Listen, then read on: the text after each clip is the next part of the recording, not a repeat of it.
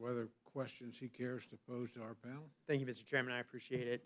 Chairman Smith, from my understanding, the Biden administration's extreme and radical budget for FY24, it included $5 trillion worth of tax increases. Is that correct?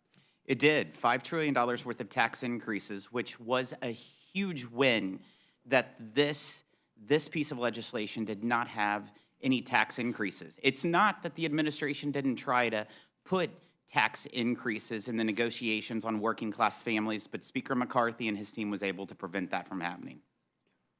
And there's also provisions in this regarding work requirements, permitting reform. Would you like to talk about how that would actually grow the economy? Absolutely. In regards to the work requirements of the changes of SNAP and also TANF, this will help lift people out of poverty. This will help guide the path where it's more an incentive to work than to have a government check. It will help with the labor shortage, something that is extremely important. When you travel anywhere across America, there's help wanted signs everywhere, and this is a factor that is extremely helpful when you're looking at the proposals that's within it. Thank you, Chairman Smith.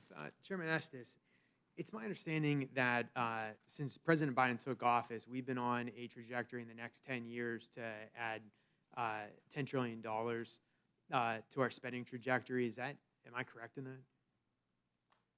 Yes, it is. Just showing from standpoint of when I came here 6 years ago, it would have taken $6 trillion to close the gap of spending over a 10-year period. Now that's up to almost 16. If you look at President Biden's proposed budget for the next 10 years, it actually raises the deficit by $17 trillion over that 10-year period.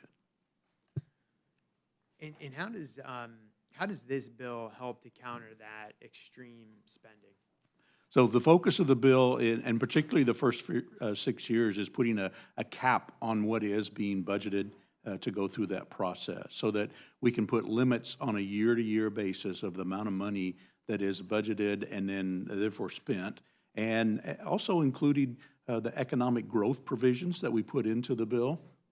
Those provisions will help make sure the economy grows. And actually, one of the things that we've seen is a strong, health economy generates more tax revenue that comes into the federal government.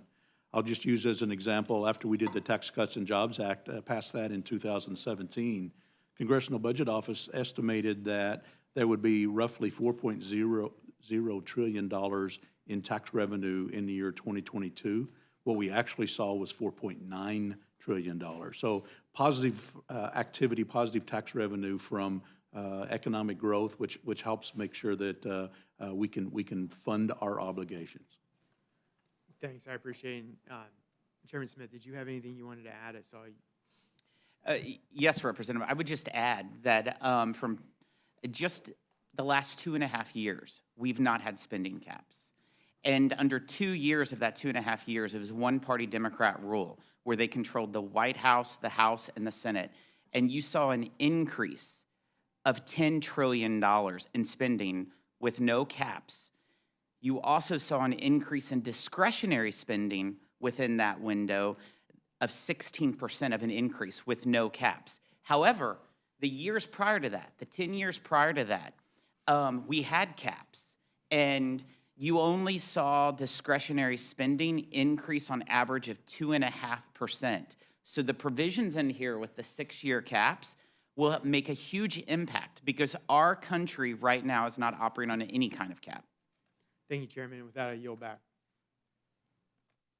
Thank you. Gentleman from Colorado is recognized for any questions he has for the panel.